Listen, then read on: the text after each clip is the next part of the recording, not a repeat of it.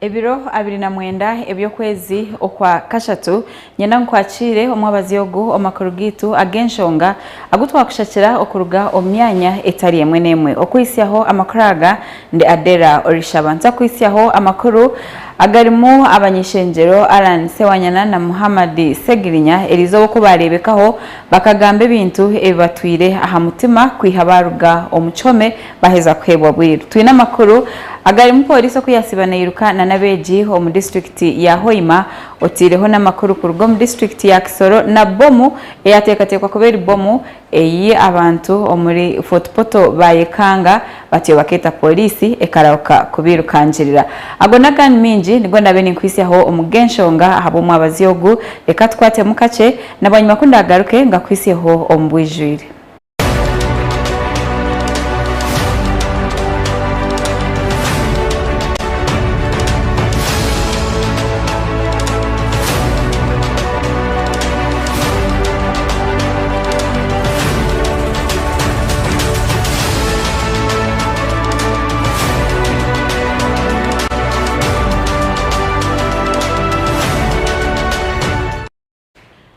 Umurundo gundi ninyenda nkwakire Amakuru agenshonga ugakwisiyaho ndi Adellah Orishaba abanyishenjero abarimu owaka Wempe North hamwe na Makindye West abarimu Alan Sewanyana hamwe na Muhammad Segirinya erizoba barebekaho ahakitebe ecyakuru echa office ezabe kibina echa NUP omwikamocha kwihabaruga omuchome baheza okwemererwa aba bagamba ebibatwire aha mutima okumara obubwire bwona abanyishenjero Alan Sewanyana hamwe na Muhammad Segirinya bwanyuma yo kurebekaho ahakitebe kikuru ecyo kibine cya NUP bahakanisa ebyizere nibigambwa ngo hakabaho kutensa na bamwe aha bakuru omu government ngo taroho kutensa kuona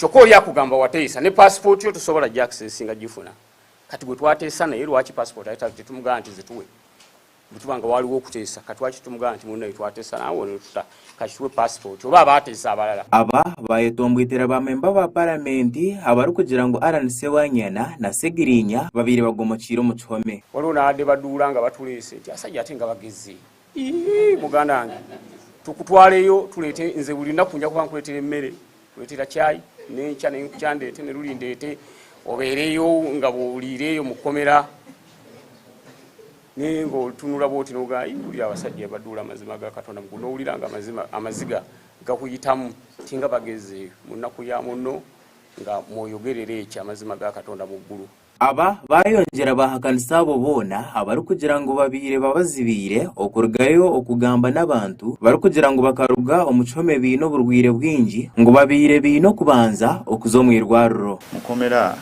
ngabanatera okututa nalwala era amawulire ne gagenda maaso n'okwogera n'entwalibwa emulago nga n'okwogera sikyasobola afuna akazimba mu kifuba wansi wano webbeere ne katuumawo omusaayi ne kannafuya nze n'omubiri ne mmala ebbanga nga siva nawe ntudde nga n'abantu bange abankyalira kabe maama wange ne mukyala wange nga tebakyasobola kundaba okujjako nga baweerebbwa omukisa okuyingira munda mu kkomera bajje bandabira omwo oluvannyuma lw'okututa nali nina okufuna obujjanjabi obunsobozesa okubaako waddewaddeko ng'olunaku olwaleero nsobole okwogerako nammwe era ekyo ekyobulwadde kyekimu ku kisinza n'otusiba okubanga tuluddewo okwogera kubanze badde banjijanjabira Lubaga hospital naye nga ndi outpatient nasooka n'embeera ennaku bbiri nembeera outpatient nga bwe ngenda bwe banzijanjaba Segirinya nagira ngo ensonga y'abantu okuteeka pressure ha gavumenti niyo yabayambireho okubarekura ekyatuteesa kanki bagamba olwaliro batemukimanyi ekyatuteesa kyali bwekiti ekyatuteesa ye pressure bannamawulire gye mwateekawo ekyatuteesa ye pressure bafutu soja gye baateekawo ekyatuteesa ye international community okuteeka pressure ku ggwanga Uganda nti lwaki mukwatira abantu obwerere ate nga tukyalwana na beffe twafulumye ne bannaffe abalala bakwatibwa bateebwe kubanga nabo tebayina musango abali mu kooti maasho n'abali mu kooti sendala nabo tusaba bateebwe nga ffe twateebwa nabo bateebwe kuba tebayina musango. Aha nsonga y'okuruga mu kihome bakabatwara mu maka ga banyina ngu kukaba kuryo kushaba kwa banyinabo kutari kusiima kwabo nk'abantu buntu. Wabula kinategeerako nti okuntwala mukyale waffe kwali kusaba kwa mama wange. Prison eyo bwe mba muyingidde mu komera waliwo gwe bayita next of kin gwe mu registeringa mu kitabo ky'ekkomera nga mwakayingira n'owa ne contacts zo nti bw'oba ofiiridde mu komera gwe bakubira essimu kikima omulambo gwo tugutadde wano. N'olw'ensonga eyo nali mulwadde era yali akyali Masaka ne bamukubira essimu ne bamubuuza nti omwana wo tumutadde naye tumutwala wa. Ye kennyini n'asalawo nti ngende mukyale waabwe e Masuliita era n'abalagirira. Nali ndi awo nga ntuuse e Masuliita basebo ne banyago. Segirinya yahakanisa abo boona abari kugira ngu akabayina ogwo owiyabire nateekamu akasente omubwire bw'akaruru ngu niyo nshonga n'ahabwa ekyo bamusibire. Abanyishengyero babiri aba bakakwatwa aha biro bishatu by'okwezi okwa mwenda omwaka ogw'2021 bari kuteekateekwaho okuba babiire bari enyuma y'ebikorwa by'okwita abantu omuri Masaka kandi bakarekurwa aha biro 13 by'okwa kabiri omu mwaka ogw'2023. Oko twarugayo omu makuru agandi agutwinire erizo abantu bayiterera enduru omu rubugo rukuru rwa Fort Portal wanyuma y'abantu bashatu abatakamanyirwe okwija bari kuvuga motoka na bwanyuma kubahika omutawuni bakajipakingaho niko kurugamu batyo bakiruka. Eki cyabaho hagati ya shayitano na shamukaga izoberi kandi abantu aba bari hihi baterera polisi eyarauka kwija okureba motoka eje. Nijigamangu polisi nayo yaterera aba bomb squad okuruga omahe aga UPDF okubasa kwija ekachebera motokeji. Emotokeji yechika cha Ipsam registration number UAT 0 kandi abashuma bagireta bakitiga hari Bwamba Road. Police in Central Division for Tourism City got information of an act which we suspect that start as a terror to a bomb where a car was abandoned, and our police came in and want to thank first of all the Wananchi, the civilian who came in and gave us information. Police came in to cordon off that place. Today at 10 they called me around town here because of thugs. Then they arrested the vehicle. Those people came and abandoned the vehicle. There are 3 in that vehicle. When they took off, I want to thank police. It came so fast. Then they cordoned the area. They cordoned the area and they called the army to first find out. They thought that it is the car inside. They thought that there is a bomb inside. Omwe abantu abeiba Kirungi Ronald yatugira ngu yanarga omtown shoppinga arikuza kasusu nuko bakambugana rero bakamushaba abayambe abatwara boreke Virika stage beino bakuza kwakiraho nawe nuko kugizamu abo kuba bamureka ngo tuba kumenya Fort Portal. Maybe to say the story, just coming from shopping and on the way back home I was I met these 3 guys in a car who looked so gentle. They requested me to take them to the Virika stage where they had someone to meet, and they appeared as if they are ignorant about photo. I had to come in like any Samaritan. Uyaza kurgo motoka yaekebera yashanga tine sente ze nuko kutunga ka boda boda akabirikangaho konka akaheza bakamurabaho haruhinga nuko kugumizamu akazaha polisi kubatabariza ngo bakagiro ko bamuho buyambi. I checked myself. I found my money, the balance that I used to shop was not in the pockets. So I just discovered they had stolen my money. I stopped the border and moved backwards. I knew they had just channeled from Virika back to town, so I had to trail them through carrier courts. I think they were running away from cameras. I chased them and I just got lost at Ruhinga. They had to take off so fast. and I didn't know which road they had taken. I had to proceed to police, inform the police, and the police tried to help me. They tried to check on the cameras. Meya Muhumuza Richard yatumanyisa ngo muzogu gubeire kuireho umurufoti poto konko bwahati gwagaruka. This type of criminality has stopped here in Poto City, but I think it has just now that they have just come back to do their type of stealing people in that way. Mugambizi wa polisi mu rubuga Poto Vincent Twesge ari kugambaho na Sky TV yagira ngo bakoza cameras ziri ya street kurebeka ngo babasa kutunga bashumaba impande y'ibatoramu. Able assist us to identify the routes of these people where they have been going or moving, and the number plate is still on. We shall also find out ownership of the car, who is the owner of the car, which will help us to establish the people in that car occupants. Yagaruka yasima abantu abukubagana makuraga na polisi cyabayambaho kumanya kandi yashaba abantu kugumana bayambaho polisi babase kutunga abantu aba bashatu. Gasha kwa Justin Nyakisiki wa Sky TV agenshonga. Webale Justin okutuyisiaho amakurago kandi na polisi okurabuka ombwire okubasa kutasya abantu omurubuga fotopoto. Twagaruka aha omurimbara obururu obwa boda boda no bwahati bukiremire kandi kizireho bwanyuma ya koti okongezayo entekateka ezo kugira ngo aba boda boda babase kwejumbira omukutorana abebembezi babo. Obwahati aba boda boda nibetombwitira kanso ahabo kugira ngo eriyonere mesa ebintu byabo. Bintwanga Ronald, chairman wa Independent Electoral Commission ya boda boda umurembo nurumwe nagira ngo kanso erekera okubatwariza nkabana akubana abantu bakuru abarikwetegereza iki barikwenda hamwe n'iki batakwenda.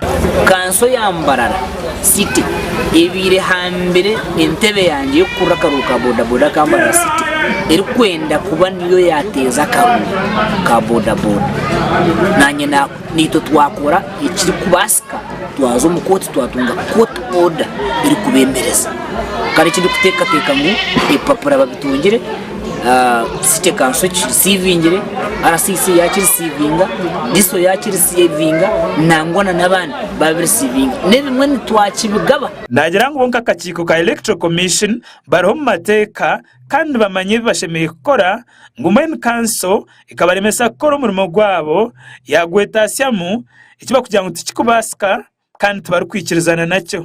Itone tumayichi kutambura umu association yitu tumanya association yitu aheri kutanjana aheri kukoma mwendeka tuzomukoti iwe city council yukuru yitiro mbyo tarukubasa nyenchaka ruchaji kuru yitiro mbyo tashemeye kubanoza nyenchaka ruchaji. We owakunda Sadia Sarongo uri chairman wa boda boda kando yosereho nagira ngo nkabebembezi babavugi ba boda boda bibenda bebembeza batore inwa abantu umburinganiza ngo bindi byona tubiri kubakwataho. So aside ya kanse chindo kujishaba nyoni njangu ubagitiro mu mateka bakugira ngo bintu bakujuvunana nyoni mbanya ngo kanse ine baro yabayo ebyabene korane mangwe kana bikoro mu mateka nyoni mpamya ngo neza kugumizamo neto bana bashija bayaba abo kwiyita bayo bono bagira batkanso baje hakine bwanyuma imbere y'abatizamana konkito bakabatura umferdo mbatugira ngo bine kanso burucumwe n'ikibasika Sadia stakuza kwesimba konka muherwa byona ati babanu baje hindura so kanso nyowe ninjiga gukora umurumo gweshemeye kubanekora ekateka ubuteko mbantu ekahendereza shonga boda boda kabasa kuzomu karuru akedembe akobwenkanya deno tukabasa kutambuza imirumo yitu.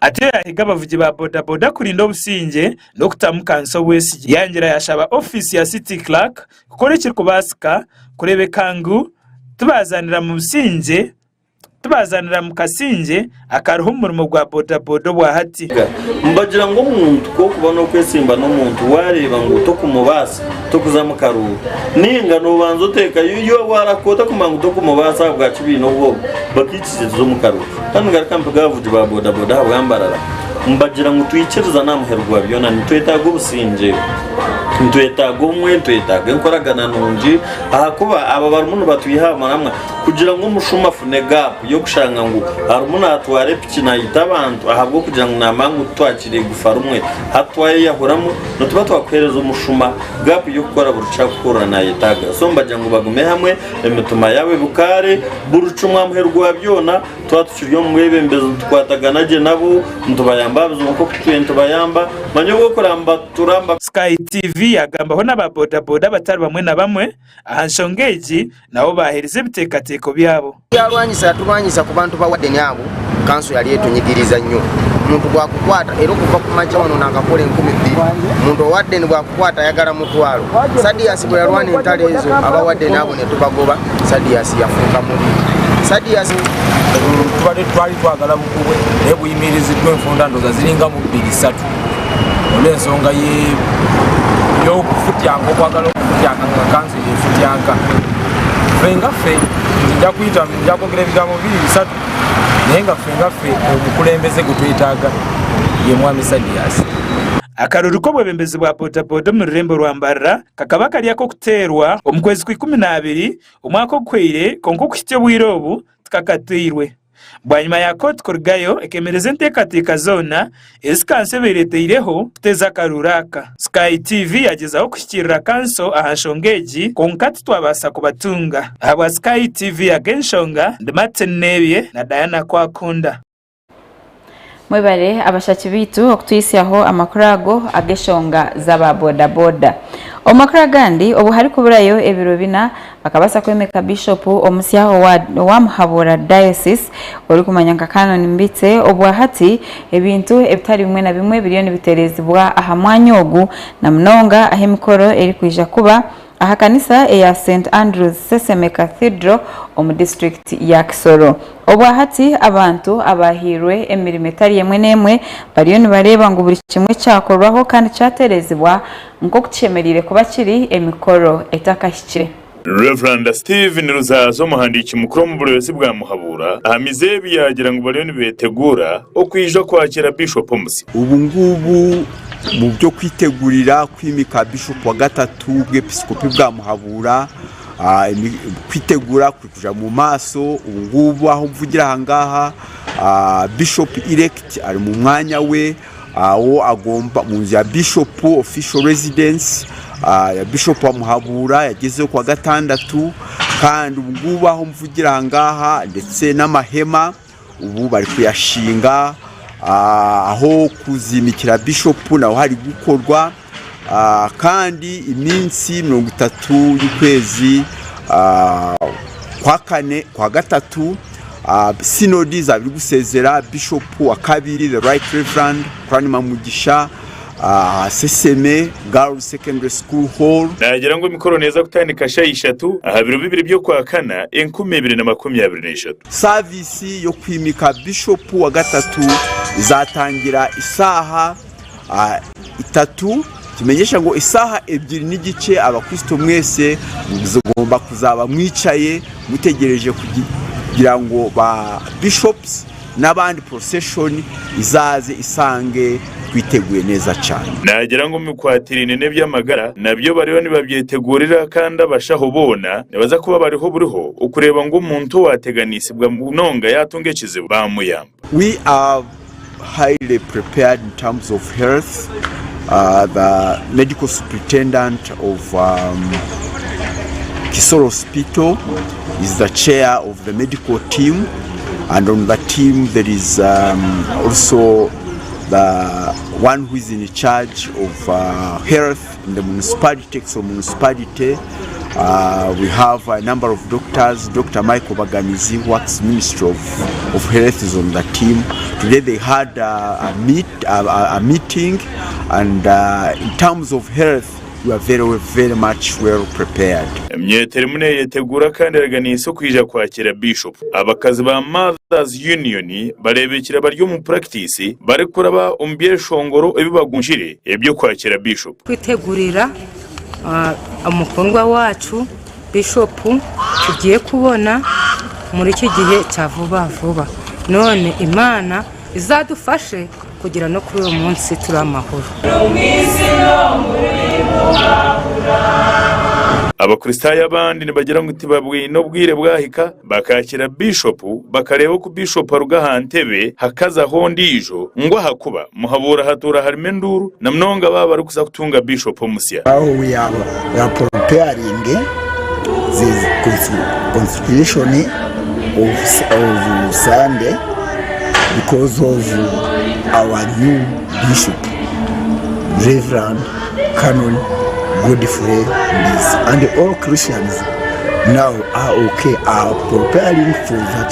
Chonda shimirimana ni ikintu gisha kuri nje ndareba ukuntu ko ubushize biyare nshimira cyane bishop wacu Right Reverend Kurani Mamugisha kubw'umurimo munini akoze mu dosisi yacu. Abatungire imirimo yo gukora imimeji bo borekera kushemererwa mnonga ngwe sente bamaze kuzibahereza kandi bariyo nibarebeka ngo bakora byone birabasike bamareje imimeji yabe yibabahiye. Ubu turi gutekereza kuvera za tensi zo n'amatanda aho twenda gushira hano baba bari mu bihumbi yone ka bitatu ariko tugutekereza bose ko batazicara kuko ahantu hose kwa planning kugira ngo bashiraho za screen abandi barebera iriya abandi barebera za seseme so tugutekereza abandi barenga bajya no mu 2005. Ibiro bibiri byo kwa kane 2023 Archbishop wa Uganda Stephen Samuel Kazimba Mugaru naza kuba ari kwemeka Bishop Godfrey Mbise okuba Bishop wa kashatu mu buleberezi bwa Muhabura Diocese gashakwa Adonia Atuhira. Webale Adonia okutuyisyaho amakurago abamuhabura tongera kubendeza ebirungi omukwetebe kanisa okwakira Bishop omusya. Twayongerayo tukazaho muri Kiruhura abakozi b'emirimo abari kutunga za contract okurwa mu government okuza gukora emirimo etari emwe n'emwe ahanrengo rwa district bashabira gumani bakora emirimo bacyo bakagiheza ombwire ubu eshemerire kweramo. Ebigambiro RDC wa Kiruhura district Mr. Bakunda George uyabari mu rukiko rwa council ya district Amakuru za district age RDC ayongereye yagira ngo abo bona barikwejumbiro mu kubinga abantu mu mataka na mnongo mugomboranya kashashara nabaza kwatwaho. The certain procedure as far as I'm concerned there is no court order in my office which guarantees that this community should be evicted. And in any case, even if the court order was there, we must first verify whether it is a genuine court order and whether there are certified court beliefs to effect that eviction. All those processes are not yet done, but I have a copy of the letter written by the lawyer threatening to evict them, which can't be possible.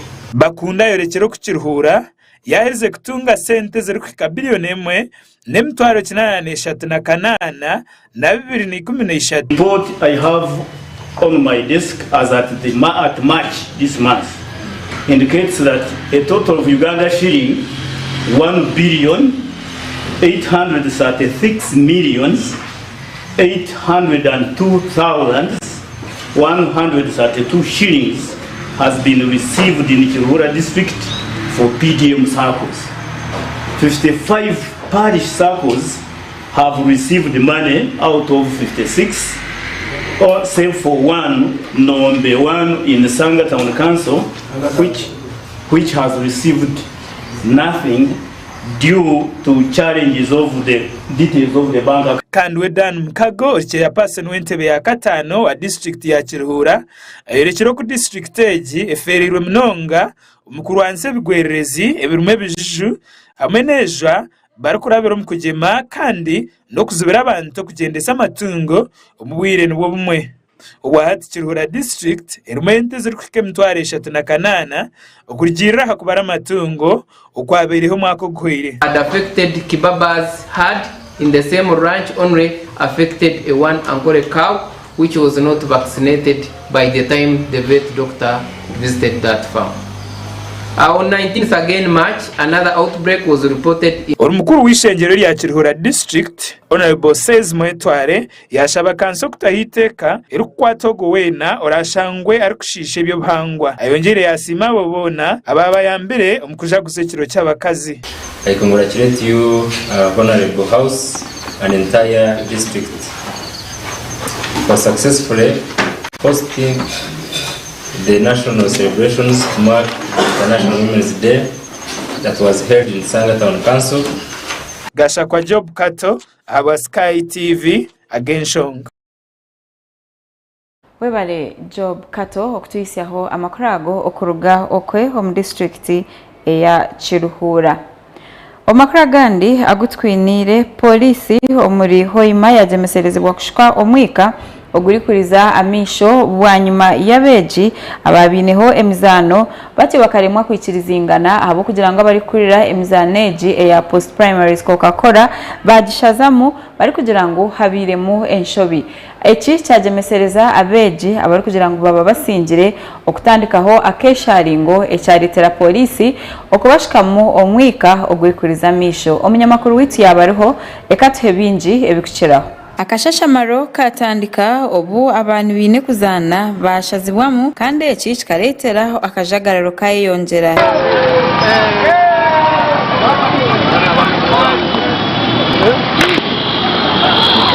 Eki cyajemesereza abeji hamwe n'abashagiki babo okutandika kwesharinga bari kugira ngo abantu ababeni batebekanisa empaka eza post primary Coca-Cola tournament ngo ebe bakozire tibyo nikwe nabo gukora ekintu kimwe baketa polisi. As we received a document inviting Winners High School to come and play, it should be the same way, and the same organization that wrote to us to come should be writing to us that so and so has been suspended for this reason and this reason. Polisi y'ukurwanisa obushashamaro yahika ahamwanya nikwe kutandika kutera tia gasi omubana ahamwe n'abandi bantu ababariho bakatatana.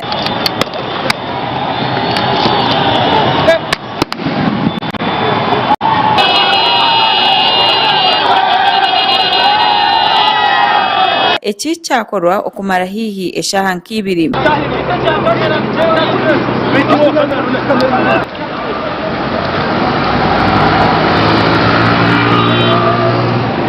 Omukashashamaro akabaho o director owishomero area Winners High School Godfrey Mwine yakwatwa kandi yatwara omuchome aha polisi ya Hoima. Hey! Come! Hey! Don't beat him, okay? Don't beat him again! Don't beat him again!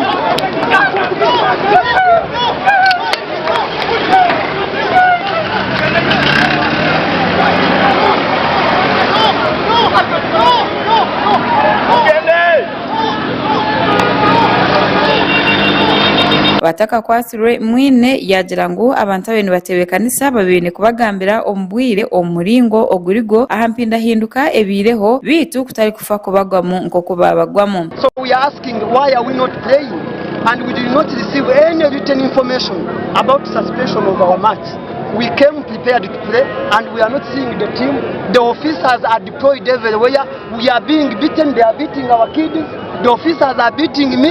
I'm explaining to them as the director of the school why we are here and we have a noble cause. Francis Barongo ori secretary ahabwa Hoima City Secondary School Sports Association nagirangu empakezi bazemereza okurinda obarije garuka kubagambira ngwe mizano neija okweyongera. Donc for now emizabiyona kyagi suspending indefinitely.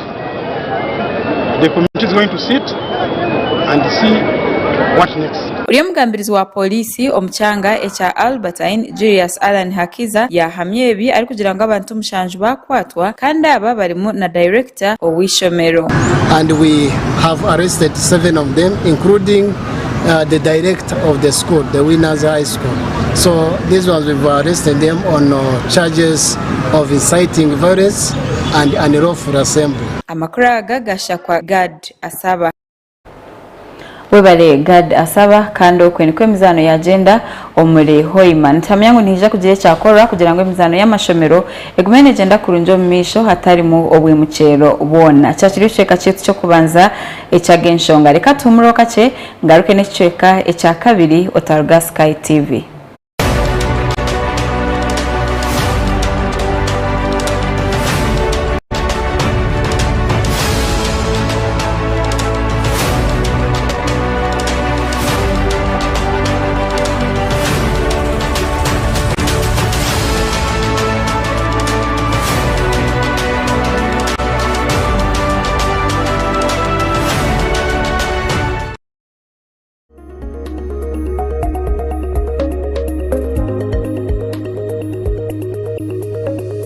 Sky TV irakari abantu. Aba White Mark Cosmetics Manufacturing Company Limited abari kukorera akabaza ka Honeypot Herbal Gentle Wash nibamanyisa abashubuzi mwena kuba beyigurireho amadaji aho muri kubasa kutunga akabazi k'abakazi aka Honeypot Herbal Gentle Wash mbara mukashange ahari Buremba Road achombeko cyambara City Mall iyabireri nakumati omu Fresco Supermarket ninga ahari Mbaguta Street achombeko echa Easy View Complex omu New AK Cosmetics Shop Eduka number F05 kumanya birukiraho tera not mushanje ina emwe atano nibiri chinana nibiri chenda nibiri ninga not mushanje mukaga not 13 abiri nemwe nshanje na mukaga ukuriya kwenaki kunga shemere ndi kurya ha kandi yondi kuyo waje kunki mukamwakizaho kunyirira kale cyama ni Rosemary wakahuta kahiko mu magara munyoni wanje no shemererwa noza kugira nkamagara marungi bakureba hanyuma yesande ayibambe noza kuntebeza Rosemary ndi kubasa kubaho ntajinywire ikiriza ngo yo Rosemary ecyama kiryo mu Rosemary ecyo kunywa cya Rosemary hamwe n'amajani ga Rosemary Herbal Tea nibikogo muri Rosemary enyabarashana omujanja omururuza esteem hamwe n'endimu beyamibwa ba UNPS teresime ya 0505 cyenda na mwenda 03 abina mushana nange ya 05 mushanjibiri atano na mukaga 08 05 konga shunze kanibo kira kweshongora dutera yo kamwe icyenda ngo nywe kabiriti icyenda ngo nywe kabiriti wamara kunywa kabiriti nuhurira waba kurungi amagara gona waba kabiriti icyenda ngo nywe kabiriti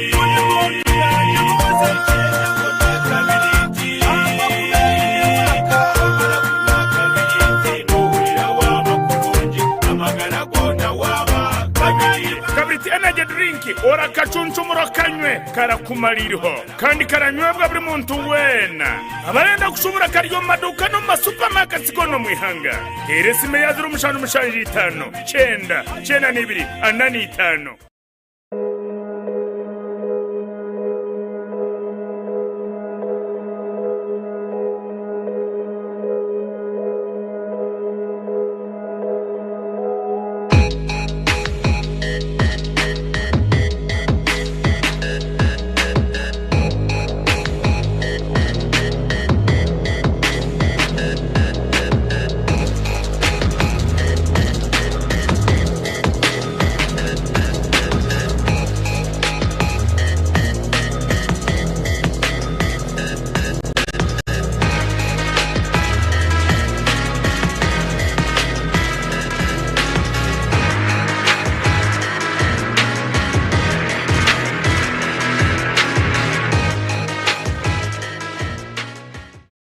Abanya-Uganda mwena na mnonga balebi ba Sky TV lebe kigunda cha Sky TV chaza momwonyo twashuba twarya mbwenu hati twareta makazano ko kwangura urenda kwangura ente pichi omusyaka TV decoders nebinde birabo byamani ahizo barya kigunda leba ngo ine kupone yiwaguzire turyagira hakazano ka draw iwe waguzire kuponi oryo mukazano ko kwangura pichi omusyaka TV nanga decoders binagamba iwe chikuru ija office ya Sky TV kabiri ogure kuponi ogira otike oyiruke ngo abira bya kigunda nebira mushanu byo kwakana eryabe good friday aha university in biko mutwaro gwawe lero VIP okutahamune mitwaro ebiri emeza yagura mitwaro 50 zonka omujyanyi mukuru ni prime minister w'ihanga rya Uganda Honorable Robin Nabanja ekigunda kiryatandiko mukasheshe mpako mu kiro busheshire ubwe turareba beshongozi bebembirwe Shiba Karungi Ray G Omega 256 na nabeshongoza vindi mnonga kuruga burenge bwizoba Karwa Stachaz Shine mu kiga Jack Kaziri Penny Patra na nabandi vindi mnonga hari yaba live band abatagurize barunje mnonga munywani wanje utaferwa izoberyo eri ryabe ryo mutano mu magaragawe oyiruka ngo bikimwe cona kiryaba kiri live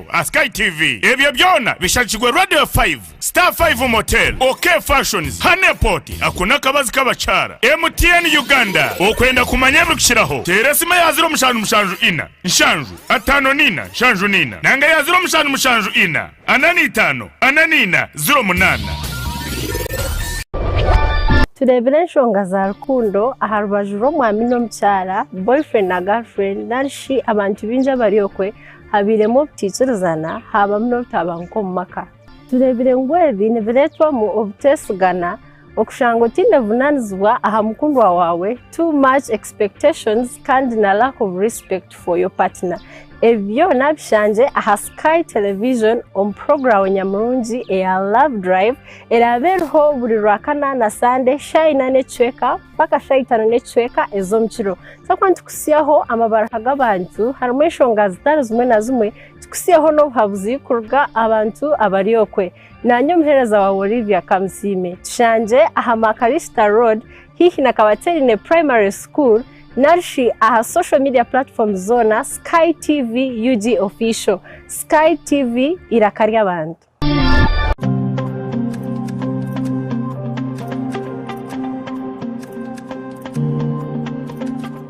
buri rwa kabiri shayishatu n'ekicweka kwika ina n'ekicweka zo mukiro otaferwa program omuhinji n'umulisa aha Sky TV kwega abahinji okega abakugu nangwa tukakopana ryabo bantu ababasize kuraba omu business age bari kutwegesa kimwe bibiri bishatu okutwakubasa kutunga entasya ombyo buhinji no bulisa obwe turi kurabera omu mataka gitu make rero tyo tukabasa kutunga entasya nyamurungi obwe program age neza kubone kukiboho nyuwe kanwa kagamba Edmond principal farmer omuhinji atarukwata mu itaka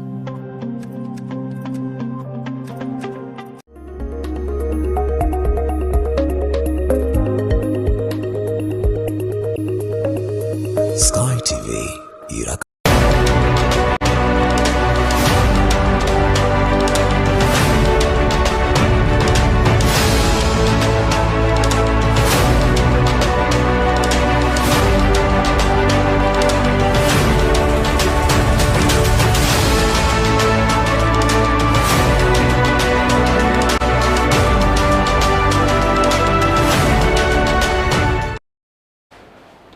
Twino kwesima okureba ngo nobokiri aha Sky TV ori kureba agenshonga omucheka echa kabiri abo bushoborozi okuruga fotopoto bariya omukwe kwetombwita na nabe kitongore ekiri kumanyanka Global 21st Engineering Company Limited eyahirwe kukora enguto omu Usmaid omu kibuga eki abo kushanga ngo emirimo yabo nibagikora mpora kandi ushanga cyateganisa emirimo ndijo okugenda kurungi omisho kurugiriro mu rukiko rubatunjireho nyumwaziyo omuri Fort Portfolio rwagati y'aba contractors n'abebembezi otireho n'abataka ahabwa projected abebembezi batunjire ba contractor kakumu ahabo koro mu rumompora bya hano toro no kujogera ko hano toro no kutarikira hejuru kuli kandi abebembezi abahane gisowa mutina kugibazamu gitigita butigita kandi cyajogeba muno numura comfortable kwa ni nabazazi nabaza na igudura uwena nanjye twara nabaza nusana ngwani nabatakubaliza abantu nusana nabaliza kibuka ntabwo kuba ayine cyakwesiga wike hwire minister w'ibyamataka Judith Nabakoba akamanisa abantu ba Fort Portfolio kuba babasa kuremo kutunga sente za USMID nabako bagizire ngo ba contractors zabwa USMID projects umurubuga photo portrait bari akora mu mpora kandi cikuza kureta bane makushikiriza ubasheme ku bantu baheza kandi nikikuremesa kutunga chance eyo kutunga sente zindi eza USMID photo portrait elekele kumizinga sente eza feze kundera wa USMID haba emeremeye kugenda mpora mu photo portrait wabunye manisine ba contract muri mu mpora so itwe obutularuzingezo sente hinyere mujya kutworake cyamana munyu tunokwe ninyongera garuka rintaninga hali abakozi bayitwa abasita abakujinaniza bwabo Ndamera Joseph uriyo mhanditsi w'ebyenkora yayoreka butashemerwa ahari contractor ahabo kugumana baretaho rwekwaso biyo kizo rugundo ruziretani wabana huno mnyabiro munagamba okahimba ebitaka kuruka kabonere nibyoriyo noteka hali bring the bills of quantities oziteke mu maiso g'abantu banu as number 1 habukuba nicyo kituletire kurora tuguruca takumanye kigenda mu maiso izikumu laka tugire kintu ekyamani ekyasomeza abantu banu kumukura babihira if not we leaders we are going to come up kwataniza hamwe kurakicha yongeza kariye kandi kikuza kuba kirikirungi Meya Edison Asabariyunga atunjira kakumu ahatimu y'abakugu abo kutaho programu bakaremese mirimeji kugendo misho road designs batine mu office gabo batine meya takazoraka speaker takazoraka brother wange central division meya takazoraka batine mu office gabo batine yamini nisoreka bikantu kona kwa rukundo ragenda nenjira nanka ninja kuseseka neye kaina bili ninja kukwatoa badini bekari nibaseka nibeyuya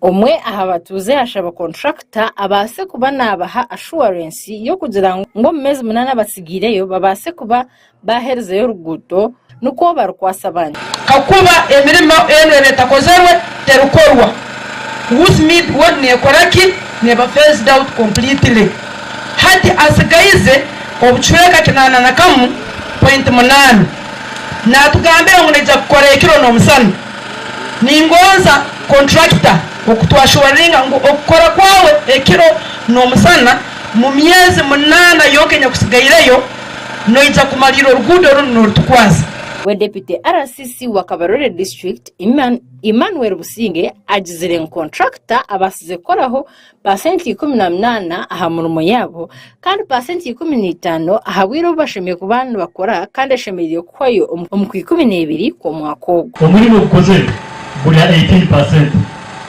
kandi obwiro obakoze buri 15% kintu kyamanyisa tusikaize omulimo kwingana 82% okutaka koze omubire obuli 45% akoko okuya 55 100 55 no sikaize 45 bit contractor we aduzire ngo shonga yo gukora kiro nebane yenda pamiti kandi bakiri umuntu barwana kujutunga konka bond bakubana bakora kiro na nyamushana nuko babase kwezemermo umbwire ubwamezi munana.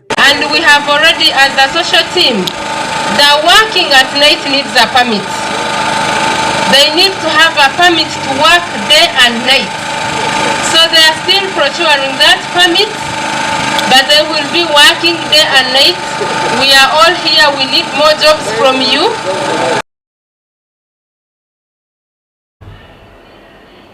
Omugandi agutwinire okushisha ekibira ekyabugoma Central Forest Reserve aba NFA hamwe n'abanema batunjirwe akakumo ahabo kugira ngo ni bamwe abantu abari kuretera okushisha ekibira kwayeyongera ebi bigambire ori RDC owa district ya Kikube kandi ebi babire bari omwanya okubasa kurambura itaka eriho obutikirizinga aho tubahweririsho cya mutwe bwanyuma kushanga ngo hagati y'ekibira abantu bakaguhindura omwanya ogukokezamo amakara.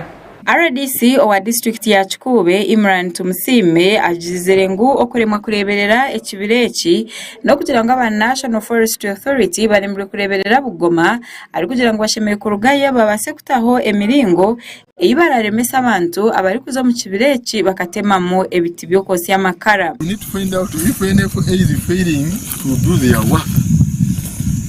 Then perhaps government should look for another alternative. Because me as the RDC and together with my security, my police, my army, we can't be everywhere. So today we came for another issue, only to come and see something. The question is, for how long has this been taking place? And I'm told if you are to enter deep inside, it is worse. So where is the NFA in all this? What do they do? What is their role? Ebi babimanyire obabere bagire kurambura itaka eri Madwinga aho bashanjire abantu bingi bari kosya amakara kandi shawo 50 zikwasirwe rero n'abantu abandi polisi yabakwata. Some people they will tell us who permits them to cut timber, to burn charcoal in a forest, a government forest, which is controlled and managed by the National Forest Authority. Where are they is the question mark. And I want them to answer, where are they? Do they are aware of this? I mean, are they aware of this? Do they do monitoring? Abari kuranira ebyo buhangwa okuruga African Institute for Energy Governance niwe na government ebase kora cyone kiri kubasika okureba ngo babasa kuremesa abantu abari kutahirira ebibira bakakoramo ecyo bari kwenda. One, government through NFA and NEMA should ensure that everyone who is in the forest, whether they have a permit or not, should be chased out of the forest. Without doing that, the entire forest is going to be destroyed. Bagirango aba NFA ahamwe na NEMA bashemeye koragana n'abantu babutosha na mnonga bari kutura hina nebibira kwenda kubirinda kurunji. NEMA and NFA must ensure that they work with local communities to replace that forest. They must give us information, the entire public, on what the restoration plan for Bugoma Forest is and what the timelines for the restoration are. Wazi basijirenda orikora na NFA ahabwe cyanga echa Kisindi na Jirangu batireho ekikwekweto aho barije kwatera motoka zona ezirashangwe ziri kwegura amakara batine bihandiko biri kubikiriza okubasa kugira icyo bakora omuri Bugoma. We have resolved to impound any vehicle that are carrying charcoal without any documents, and we have started now impounding such vehicles, and these patrols to impound such vehicles and the other people carrying out illegalities in the forest will continue up to when we ensure that there is sanity in the forest. Buwazi ashabire abebembezi ba Chikube okoragana nabo umkwasa kureberera ekibireki bari kutaho ebiragiro ebigenderire okubasa kuremesa abantu abari kutambuza amakara obwo batine rusa. But the district can save us by putting in place bylaws to cover this. The district can also help us by stopping to give those documents, transportation permits for the vehicles that are carrying charcoal. This will save the situation, and we need the meaningful engagement of the stakeholders, the district leadership and all the stakeholders within this area, including the entire Bunyoro. We need meaningful engagements. Bugoma Central Forest Reserve obwahati enegamba kuba yachendeziwe okuruga ahabuhango obuyabire tuyeriho obukwingana heka emitwaro ena 114 kandi obwahati eri ahahika zikwingana emitwaro 3 ahamwe na kashanju. Amakuraga gasha kwa God asaba webale God okutushakira amakurago okurwa mu kibira echa Bugoma. Chachire chweka cha kabiri reka tumuroka che tugaruke nage byemizano utaruga Sky TV.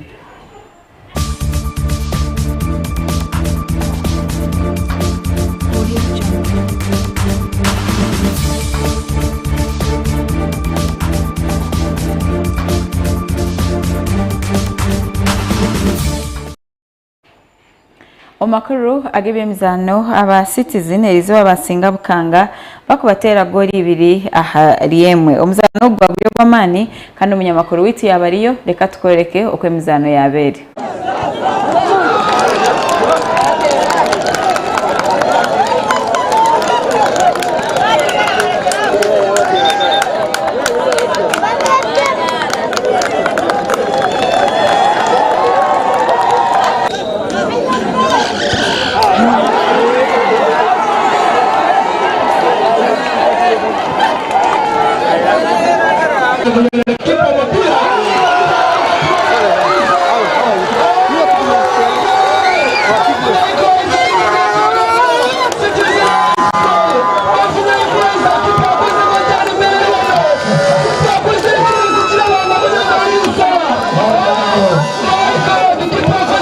Mpira gwagenda tu wandi waruzinga kandi ko mpira kutasikirize kugira ngo basafite amasiko kugira ngo tubasagoba turwane na rwamurunga tubase koramo bito kucicera isomero itarujonoza si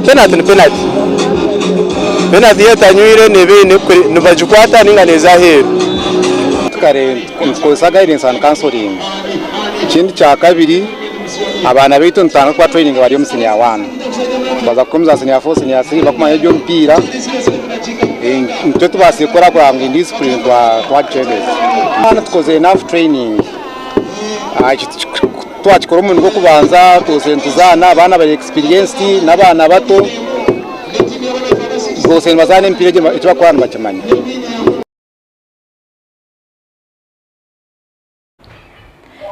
Umugandi agebemizano Uganda Cranes yagaruka omukabwa nyuma yo kusinga Tanzania omuzano ogubagizireho izabari ya nyomwaziyo.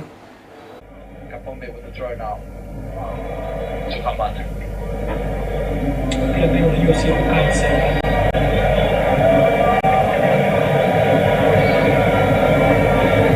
Kapombe with the throw now.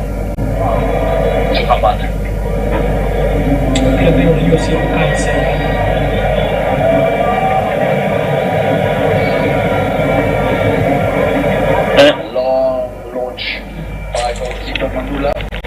Kapombe with the throw now.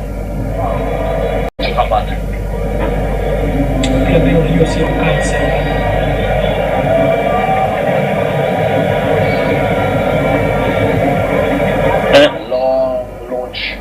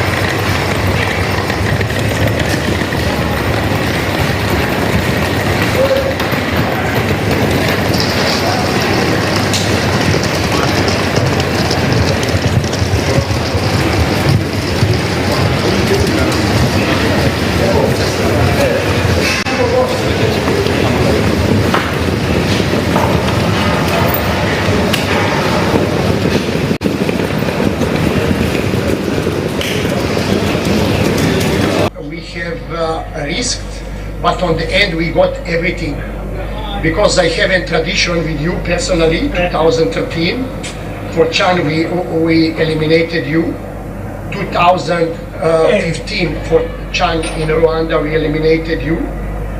Last year for Chan we eliminated you, and now we have won. I do not want to change myself and my approach. I just want to say thank you to the players. I have given a diligent service to Ugandan football. 10 years of my life I have given to Ugandan football brand players, and players have a bit even played for me. Agonego twatwinire Amakuru gitu agebemizano reka nyakire Karo Karonji atwisyeho ekishakuzo. Turasima abo kuguma mutiro Sky TV nimbatangira umucekechi icyo kishakuzo n'ekito cyacu umuhereza nyuma y'iko Karo Karonji.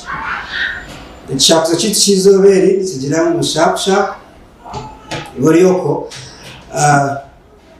burungi bw'enkwanzi yejo n'omwera kagwa kwita shap burungi bw'enkwanzi yejo n'omwera kagwa kwita mupenyena yanje nditire kishakuze ekyo ntyo mbatware omu butumwa obuturi kuyo mu kishakuze ekyo kito kyacho nikigira ngu nigufa omu ruhira igufa omu ruhira nokimanya ngu orushozi waheza kusya zimazima haba harimu igufa y'inyamishwa yona yaferiremu turi kubasa kusya ahabwokuba omuriro gurukosya obunyansi tugurukosya igufa omuri ekyo nitwegamu ngu omuntu weena oriyo nakora oriyo mu musomo bashemerire kwetera emyemyo ninga empagi kureba ngu buri kizibu kyona ekija tikyabasa kuhiga tikyabasa kuteganisa